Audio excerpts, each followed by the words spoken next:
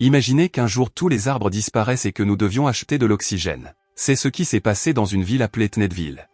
Dans cette ville, il n'y a pas une seule plante et il n'y a que du plastique. Les maisons, les rues et même les faux arbres sont faits de matériaux inorganiques. Ces arbres ne produisent pas d'oxygène, mais servent de simples lampadaires. L'oxygène est vendu à chaque maison par une société appelée ORR. Tout le monde doit payer pour respirer. Tant d'années se sont écoulées depuis ce changement que les gens se sont habitués à ce mode de vie. ORR appartient au maire de la ville, Aloysius OR. Ted est un jeune adolescent qui vient de vivre son premier coup de foudre. Il s'agit d'une belle fille nommée Audrey. Elle considère Ted comme son meilleur ami et l'emmène voir comment elle a peint son jardin. Ted est émerveillé par les choses qui ressemblent à des bonbons dessinés par Audrey.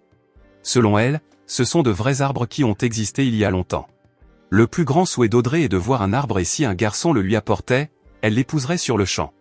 Ted se précipite chez lui et demande à sa mère où il peut trouver un vrai arbre. Elle le gronde pour ses bêtises et s'en va. Cependant, la grand-mère de Ted est prête à l'aider. La grand-mère parle d'un homme appelé Gashpiller qui sait tout sur les vrais arbres. C'est un homme mystérieux qui vit en dehors de la ville et qui offre des secrets en échange de 200, d'un clou et d'un vieil escargot. Ted se précipite immédiatement vers la porte de sortie. De l'autre côté, il y a un endroit désert, sans aucun signe de vie. Ted se dirige vers l'adresse que lui a donnée sa grand-mère. Le smog se dissipe et laisse apparaître une effrayante maison abandonnée. Un piège le projette en l'air et un énorme crochet l'attrape. Un vieil homme effrayant avertit Ted de ne plus jamais l'approcher. Mais Ted est déterminé et demande ce qui est arrivé aux vrais arbres. Le mot arbre attire l'attention de Gashpiller qui se reproche d'avoir détruit tous les arbres. Cela s'est passé il y a longtemps, lorsque Gashpiller n'était qu'un jeune garçon enthousiaste. Il s'est mis en route pour trouver le bon matériau pour sa nouvelle invention. Il atteignit finalement Truffala, un endroit digne d'être appelé le paradis. Il y avait des poissons qui chantaient, des ours qui dansaient, des oiseaux exotiques, de l'eau cristalline et des arbres doux et colorés. Gashpiller trouva un bon endroit et commença à déballer négligemment ses affaires. Les animaux n'apprécièrent pas ce comportement et se mirent en colère, mais Gashpiller ouvrit de grands sacs remplis de délicieuses guimauves. Gashpiller prit sa hache et coupa un arbre. Il était loin de se douter qu'il venait de convoquer une créature mythique. Il s'agit du gardien de la forêt, appelé le Lorax. Contrairement à son titre, ce n'est qu'un petit homme orange avec une énorme moustache. Le Lorax s'est mis en colère après l'incident et a eu pitié de l'arbre mort. Il alla ensuite trouver Gashpiller et lui demanda de quitter la forêt immédiatement. Lorax l'avertit d'une malédiction qui le hantera, mais Gashpiller ne le prend pas non plus au sérieux. Ted écoute attentivement cette histoire, mais le vieil homme refuse de continuer. Ted doit revenir le lendemain. Une fois rentré chez lui, Ted rêve à l'anniversaire d'Audrey. Il est là, et lui offre un arbre vivant. Ils sont sur le point de s'embrasser quand maman le ramène à la réalité. Ted doit rencontrer à nouveau Gashpiller, mais il est obligé de passer le week-end avec sa famille. Heureusement, sa mère est fatiguée et va dans sa chambre, ce qui permet à Ted de partir. Mais il est bloqué par OR à la porte de sortie. Le maire Cupid ne veut pas que l'on apprenne à faire pousser des arbres, sinon personne n'achètera son oxygène en bouteille. Il avertit Ted de ne pas s'opposer à lui, car il surveille chaque citoyen. Mais le garçon ne reculera pas, quoi qu'il arrive. Ted quitte à nouveau la ville. Gashpiller est plutôt choqué de le revoir. Il sait que Ted le fait pour une fille.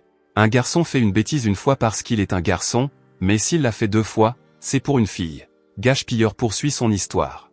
Lors de sa première nuit dans la forêt, le Lorax s'est joint aux animaux et ils ont attrapé Gashpiller avec son lit. Ils le jetèrent ensuite dans la rivière. Accidentellement, un ourson a également été laissé sur le lit. Le Lorax se précipita pour sauver le bébé ours et grimpa à l'arbre, mais n'y parvint pas. Le lit se retrouva dans les chutes et Gashpiller se réveilla. Mais la chute d'eau n'était qu'à quelques centimètres. Lorax prit un bâton et l'utilisa pour lancer une énorme pierre en direction de la chute d'eau. La pierre heurta le lit et Gashpiller fut projeté hors de la rivière. Lorax s'inquiéta de le voir inconscient. Il utilisa l'électricité statique pour le réveiller. Gashpiller se sentit reconnaissant de cet acte de bonté et se promit de ne plus jamais couper d'arbres. Le lendemain matin, il se réveilla entouré de tous les animaux qui fouillaient dans ses affaires. Gashpiller se mit en colère et décida de partir faire son marché. Avec la fourrure de l'arbre, il fabriqua un tissu appelé ethnide qui pouvait être utilisé de différentes manières. Lorax se moque de son étrange invention. Une fois qu'il a perdu courage, il a jeté le thnide. Il tomba accidentellement sur la tête d'une jolie fille. Il avait l'air très à la mode et tout le monde voulait un thnide. Ignorant tout de son succès, Gashpiller vit sa vie avec les animaux de la forêt. Soudain, une foule de gens arrive pour demander un thnide. Dans le présent, Gashpiller laisse à nouveau l'histoire inachevée. Le lendemain, Ted essaie à nouveau de quitter la ville, mais OR a scellé la porte.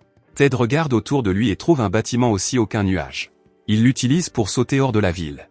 Il donne un sac de marshmallows à Gashpiller et écoute la suite de l'histoire. Gashpiller invite sa famille à l'aider, mais en réalité, ils humilient toujours le pauvre Gashpiller.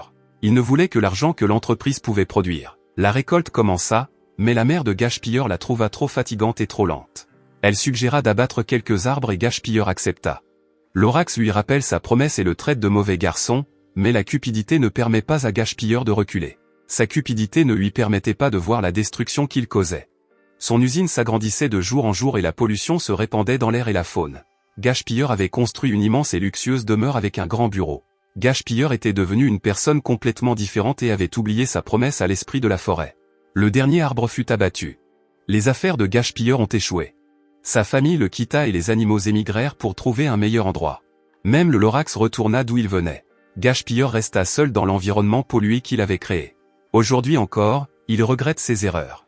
Il se demande aussi pourquoi Lorax est parti sans rien arranger. Mais maintenant, il pense qu'il a laissé la grande tâche à un garçon courageux comme Ted. Gashpiller possède la dernière graine pour faire pousser un arbre. Il la donne à Ted et lui demande de la planter au milieu de la ville, là où tout le monde pourra la voir. Ted se faufile à nouveau dans la ville. Mais l'appareil enregistre tout et transmet l'information à Oer. Ted retourne chez lui en courant et, en chemin, appelle Audrey. Ted commence à chercher un moyen de faire germer la graine. Soudain, sa mère lui demande de descendre immédiatement. Ted renverse la bouteille d'eau qui tombe sur la graine. Oer est de retour pour parler. Il demande à Ted de lui remettre la graine, mais celui-ci refuse. Oer ordonne à ses hommes d'enquêter dans la chambre de Ted. Ils fouillent partout, mais ne trouvent pas la graine. La mère de Ted arrive et s'indigne de ce comportement grossier. Oer s'en va à sa demande, mais gardera un œil sur eux. Après son départ, Ted se met à la recherche de la graine. La germination a déjà commencé et Audrey le rejoint. Ted lui demande de l'aider à planter la graine dans le centre-ville, mais les gardes de sécurité d'OHR sont juste devant leur maison. C'est l'heure de la maman. Elle monte dans sa voiture high-tech, met de la musique et démarre. Le garde suppose que Ted est à l'intérieur de la voiture et commence à la suivre, avant de percuter la voiture. La mère de Ted fait preuve d'audace et fonce dans un pont à moitié construit. La femme freine au bon moment. Le garde ouvre la porte de la voiture, mais n'y trouve qu'un mannequin. Ted est déjà sur la route avec Audrey et sa grand-mère. Ted emprunte les routes dangereuses et fait entrer Oer en collision avec ses propres gardes. Oer continue cependant à le suivre. Ted monte dans l'ascenseur et atteint le sommet d'un grand immeuble. Il vérifie la graine et tout va bien. Oer s'énerve et utilise son arme pour mettre en marche les ventilateurs d'oxygène. Le vent emporte la graine. Oer et son homme se précipitent à sa recherche. La graine atterrit dans une bouteille d'oxygène, mais une camionnette la heurte et la graine est à nouveau perdue. Oer récupère la bouteille contenant la graine, mais sa main se prend dans la bouteille. Ted ne parvient pas à l'attraper, mais grand-mère réussit à attraper la graine. Ils arrivent au parc central et commencent à chercher un endroit pour planter, mais il n'y a pas de bout. Grand-mère a toujours une solution. Elle monte sur le tracteur et frappe la statue de Oer. La tête tombe et brise le sol métallique. Le public commence à s'interroger sur leurs actions. Oer s'approche et traite un arbre de sale et d'inutile. Il tente de convaincre le public que les arbres ne sont pas nécessaires et que la photosynthèse n'est qu'un mensonge. Ted monte sur le tracteur et commence à frapper les murs de la ville. Ceux-ci s'effondrent, révélant le monde extérieur. Ted demande à tout le monde de donner une chance aux arbres. Ils sont fatigués de vivre une vie plastique enfermée dans des murs. Ils veulent respirer de l'air frais et libre. Avec leur soutien, Ted plante la graine et l'arrose. En quelques années, les plantes commencent à pousser partout. Gashpiller a également quitté sa maison et arrose quotidiennement son petit jardin. Les animaux reviennent, mais Gashpiller se réjouit de rencontrer quelqu'un d'autre. Son vieil ami Lorax. Ted faisait partie de ces gens qui se soucient de la nature et tant que des gens comme lui existeront, nous continuerons à avoir de l'air libre et un monde où il fait bon vivre. Merci d'avoir regardé. Si vous avez aimé la vidéo et que vous souhaitez aider la chaîne à grandir, laissez un like, un commentaire et abonnez-vous.